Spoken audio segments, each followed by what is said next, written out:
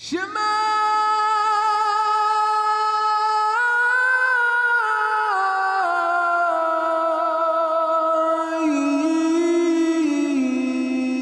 Israel. Hope you enjoy this next study. My name's Dee. This is my wife, Millie. So if you like what you see, subscribe and hit the notification bell. And if you wish to reach out to us, you can email us at devotedtoyah@gmail.com.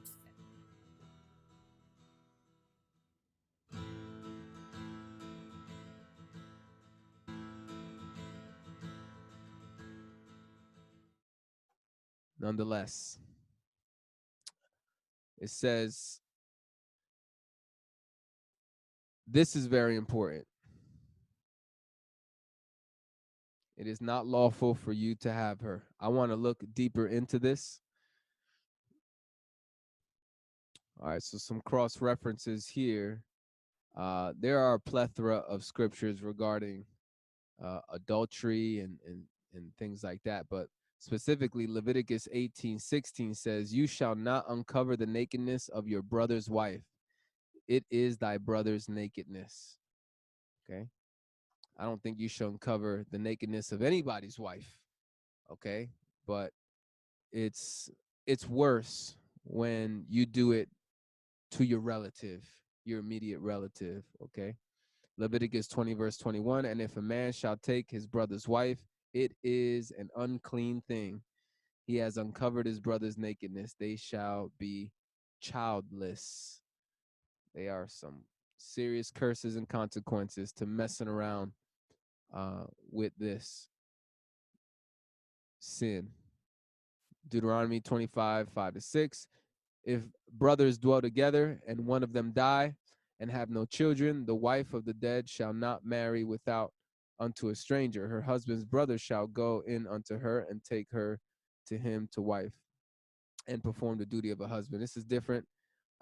If the brother dies, then the brother can bear children for the dead brother. Okay. Nonetheless, my point in bringing this up is that John is addressing a Gentile leader. Okay. And here it is, Mark 6:18. We go there real quick. "For Herod himself had sent men and John arrested and bound him in prison on account of Herodias, this woman, the wife of his brother Philip, because he had married her. For John had been saying to Herod, 'It is not lawful for you to have your brother's wife.'" It is not lawful. "And Herodias held a grudge against him and wanted to put him to death, and could not do so, for Herod was afraid of John, knowing that he was a righteous and holy man, and he had been protecting him. And when he heard him, he was very perplexed, and yet he used to enjoy listening to him." Check that out. "And when he heard him, he was very perplexed, and yet he used to enjoy listening to him." Wow. Amazing how there are people in the world who are so wicked,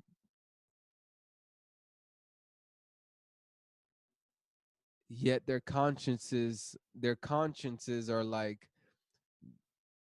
are swimming in an ocean, trying to survive and grasping the nearest thing that it can to hold on to stay afloat. Their conscience is still kicking, and for them not to submit to the conscience. There comes a time where that conscience that God gave us, the conscience is this part in our mind that Yahuwah created us that tells us right from wrong. It's that little guiding voice that should lead us to the truth, that should lead us to the Messiah. And then through the Messiah, we get the Spirit of Yahuwah in us, which is better than our conscience. Nonetheless, Herod's conscience was functioning and he was actually enjoying listening to John. That's amazing. But this woman,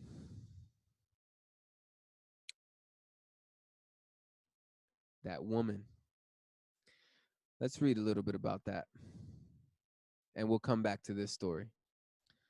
Let's look at some of these passages in Proverbs, what it has to say about the strange or immoral woman. Proverbs chapter 2. Let's take some of these cross references away. My son, if you will receive my words and treasure my commandments with you, make your ear attentive to wisdom. Right? For Yahuwah gives wisdom. Right? Verse 9, then you will discern righteousness, justice, and integrity in every good path. Discretion will watch over you to rescue you from the way of evil, from a person who speaks perverse things, from those who leave the paths of uprightness. You see, people can leave the paths of uprightness. People can walk away from the faith. That's why we have to stay on guard. Stay on guard. Stay accountable. Stay in fellowship. Stay with the brothers. Stay in prayer with Yahuwah.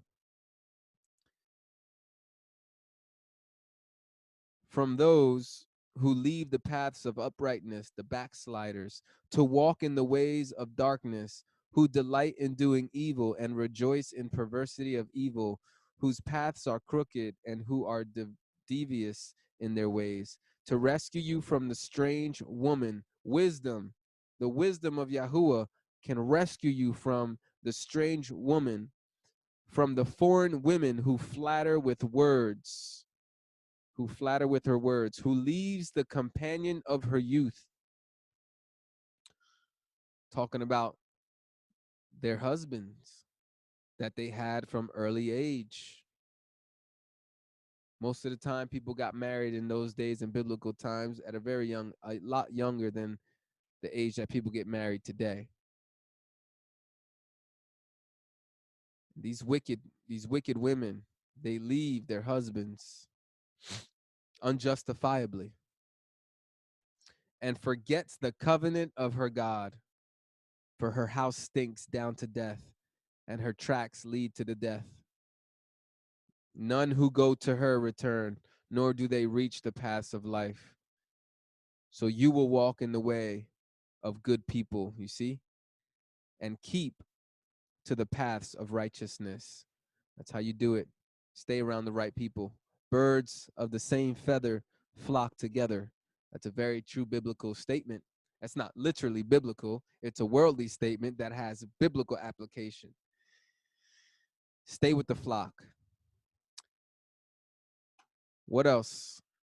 Proverbs chapter 6, somewhere around verse 24. My son, comply with the commandment of your father. Bind them continually on your heart. Tie them around your neck. Okay? It's not literal, it's spiritual. All right? Continually on your heart. Bind them on your heart. Memorize. And don't just memorize mental, memorize. Put your feeling into the scriptures. Put your emotion into what you're meditating on and reading. Okay? And tie them around your neck. Okay? A lot of people like to wear necklaces and jewelry. Not that there's nothing wrong with that, but there's a lot of vanity and pride in looking nice on the outward, but what Yahuwah really cares about is the inward, the spiritual in your neck. And also think about this. What's in your neck? Your vocal cords, what you speak. So tie the word, tie the commandments of Yah to your neck, your spiritual neck, where you speak from. You speak from your heart, right? That's why you got to bind it on your heart. If it's not on your heart, it's going to come from your neck, but it's not coming from your heart. So even though you might be speaking truth, you're going to end up being a hypocrite. Anyway, it keeps going. For the commandment is a lamp and the teaching is a light. We just spoke about this week regarding Isaiah, that the Torah will go forth from Jerusalem in the last days. The law of Moses, the law of God. The commandment is a light and the teaching is a light. We also learn that God is light. We learn that Yahusha is the light. And we also learn that if we follow Yahusha, that we are the light of the world because we reflect him. And rebukes for discipline are the way of life, to keep you from the evil woman. This is not what Herod did. From the smooth tongue of the foreign women. Do not desire her beauty in your heart, nor let her capture you with her eyelids. For the price of a prostitute reduces one to a loaf of bread, and an adulteress hunts for a precious life. Can anyone take fire in his lap and his clothes not be burned? Or can a person walk on hot coals and his feet not be scorched? So is the one who goes into his neighbor's wife. Whoever touches her will not go unpunished. One who commits adultery with a woman is lacking sense. He who would destroy himself commits adultery, destroying yourself. He will find wounds and disgrace, and his shame will not be removed. For jealousy enrages a man, and he will not have compassion on the day of vengeance. He will not accept any settlement, nor will he be satisfied, though you make it a large gift. Adultery is very serious, very, very, very serious. But I do believe that there is, praise be to Yahuwah, there is grace and mercy to repent and still live today. Because only in the kingdom of Israel is there the stoning law for adultery. So today we don't have that. Uh, but this is a grievous sin. Anyway, just a little bit about the immoral woman, you know, and this is what we're dealing with here. Herod was seduced by the wife of his brother Philip. She had the problem with John. Herod kind of liked the guy. This is crazy, man.